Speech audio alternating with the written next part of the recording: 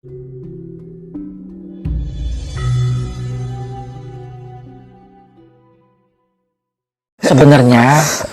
Laut Selatan itu ada satu penanggung jawab lagi yang lebih tinggi. Itu agak jarang orang dengar.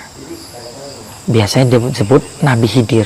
Oh, Nabi Khidir. Iya, dia menguasai lautan seluruhnya full. Itu di atasnya Kanjeng Ratu. Iya, Kanjeng Ibu cuma untuk selatan. Oke. Begitu. Oke, baik. Nah, kita masuk ke pertanyaan terakhir, teman-teman semuanya. Aduh, seru banget ya. Aku sampai lupa deh mau tanya soal apa gitu. Terkait ini, Kanjeng Budi, terkait apa tuh namanya?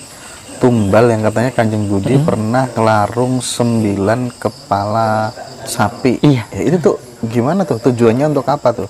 Jadi waktu itu terjadi di saat awal corona.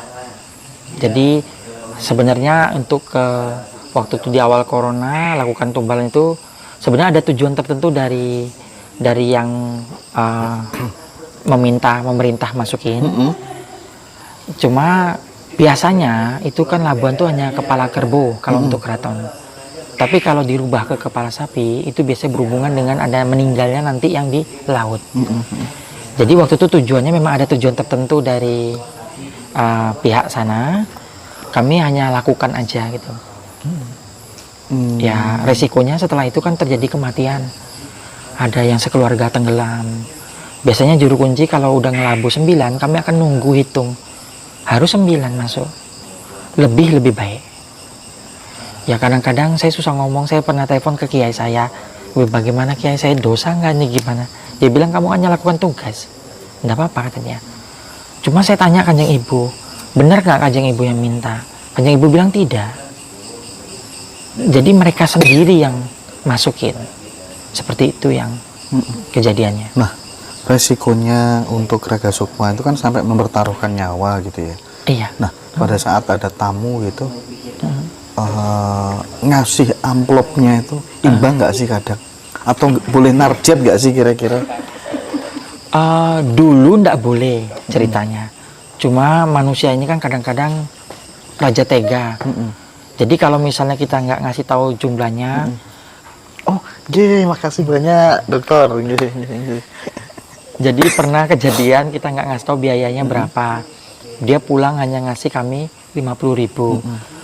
Jadi dia nggak tahu menyan itu yang satu kotak, satu petakan gini aja udah 5.000. Sekali dia masukin udah habis menyannya. Terus anak-anak yang bekerja kan ada uang makan, nggak bisa kita bayar jadinya. Jadi sekarang memang saya udah tentuin untuk masuk gaji anak-anak. Jadi saya masukin gaji anak-anak, saya bilang jumlah sekian, mereka biasanya ngasih. Tapi kebanyakan kita dikasihnya lebih memang dari mereka. Karena mereka kan senang, termasuk derma sodako ke kami itu jatuhnya. Seperti perintah sana, jadi mereka lebih ini. Jujur, kalau mereka yang kedoa ke sana, biasanya kami memang dikasih rezeki banyak dari mereka. Oh gitu ya? Iya, seperti itu. Tapi juru kunci juga hidupnya nggak pernah kurang kok. Oke. Apalagi yang datang pejabat atau artis gitu ya? Iya, seperti itu. Jadi mereka memang, tapi susah Pak kadang-kadang kalau artis ya Pak, karena manajemennya yang ngatur Pak. Oh gitu ya? Jadi manajemennya tuh kadang-kadang motong-motong juga gitu. Iya. Iya. Tapi by the way ya, aku ketika melihat Kanjeng Budi itu teringat dengan sosok Siddhartha Gautama gitu ya. Itu perawakan rambutnya, kepalanya gitu kan ya. Atau memang terinspirasi atau gimana tuh? Jadi enggak. Dulu saya itu kan bekerja di Jakarta, lalu leluhur saya bilang tinggalin semua, tirakat ke tanah Jawa. Lalu saya mencari jati diri. Jadi saya kan dikasih tahu guru saya, enggak boleh lewat umur 40, kamu susah nanti menemukan jati diri. Saya lakukan meditasi, tenangin diri untuk mencari siapa saya sesungguhnya. Kenapa saya hidup dan tujuannya apa? Akhirnya suatu saat saya lihat diri saya tuh ada di antara banyak biksu. Saya duduk di bawah. Lalu saat itu saya lihat yang duduk di atas tuh seperti Siddhartha Gautama, Buddha. Dia nyampaikan ajaran. Akhirnya saya baru tahu semenjak beliau manggil nama. Saya baru tahu bahwa diri saya dulu Ananda namanya. Salah satu murid dari 10 muridnya Sang Buddha. Setelah saya tahu seperti itu, mengikuti nih jadinya. Saya nggak bisa lagi rambut panjang. Perawaan orang sudah manggil kok kayak biksu. Itu mengikuti setelah jati diri saya ketemu. Dan saya tahu sekarang tujuan hidup. Makanya saya hanya jalani. Saya punya uang, saya beli makanan. Saya kasih yang keluarga seperti yang wajiban saya. Itu aja. Nggak ada yang lain-lain saya mau. Baju, semua dikasih orang. Jadinya nggak pernah khawatir gitu. Kanjeng Budi, ketika kemudian ada orang penasaran, dia pengen membuktikan bahwa entitas gaib di pantai selatan, event itu di Parangkusumo atau kemudian di wilayah yang lainnya begitu, itu benar-benar ada dan nyata, dan dia percaya, punya keinginan bisa melihat.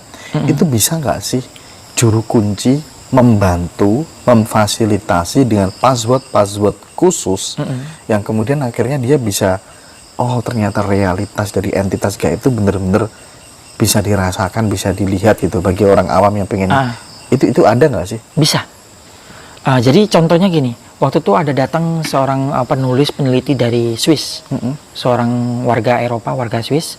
Dia tidak percaya Tuhan, dia tidak beragama. Dia ingin tahu tentang Ibu Ratu Selatan. Dia mau nulis buku. Jadi dia datang dibawa sama penerjemahnya. Dia bilang, saya tidak percaya Tuhan, saya tidak percaya agama, tapi tolong jelaskan tentang siapa Kanjeng Ibu Ratu. Apakah dia seperti yang kami Eropa sebut, Queen of Mermaid katanya. Saya bilang, oke. Saya tanya, dia percaya apa? Dia bilang dia hanya percaya tentang energi, partikel energi. Semua dari partikel energi. Akhirnya saya dawuh ke ibu, orang bule datang. Mau tahu ibu bagaimana caranya? Ibu bilang, kasih tahu dia, saya akan datang melalui angin yang menerpa dia, air yang akan menyentuh dia. Lalu saya bilang, Pak, Kanjeng Ibu itu adalah energi yang dari Samudera Selatan, energi positif yang dari Samudera Selatan, yang menerpa semua yang di laut dengan kegunaan positif dan negatifnya. Akhirnya dia mengerti. Lalu dia bilang, saya mau labuhan, saya kepengen tahu apa rasanya, bagaimana ngerasanya, bukan cuma bicara aja. Akhirnya orang bule tadi labuhan, dia duduk di pantai dengan kursi dengklek karena dia nggak bisa duduk di bawah. Lalu saya bilang, tunggu angin datang, tunggu ombak datang, nanti disitulah dia akan memberitahukan kepada Anda siapa dia. Jadi saya hanya ngasih tahu seperti ibu perintah aja. Dia duduk, dia kena angin, dia kena air, dia diam.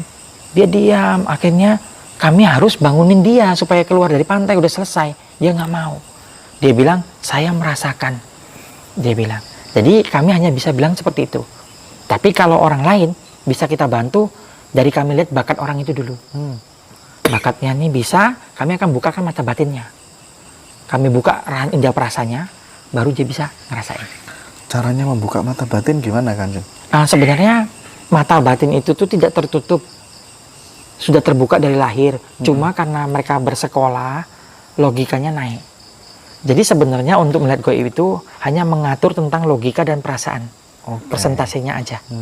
Kalau mau lihat gaib, logikanya diturunin, persentase perasaan dinaikkan. Kalau mau bekerja, perasaan diturunin, logika dinaikkan. Itu aja. Tapi kami biasanya bantu-bantu doa untuk memasukkan sugesti keyakinan kepada dia. Seperti itu. Jadi doa itu untuk sugesti keyakinan. Nah, teman-teman tuh pada banyak yang nanya soal batu yang dipakai itu loh, di jari itu loh. Itu batu apa, harganya berapa gitu? Ini batu bacanya Pak Heru. Oh, batu bacan. Ya, bagus kalau banget, seperti ini pasarannya sekitar 50 jutaan. Waduh, Pak Heru. Ini bacan Doko. Pak Heru kan? Nah, itu Pak Heru. Bacan Doko. Saya cuma dipinjemkan. Iya. Fokus bacanya katanya, pada yang fokus bacannya. Jadi ini lagi dalam perawatan. Jadi saya pakai karena bacan ini batu hidup, dia harus kena panas tubuh manusia. Oke.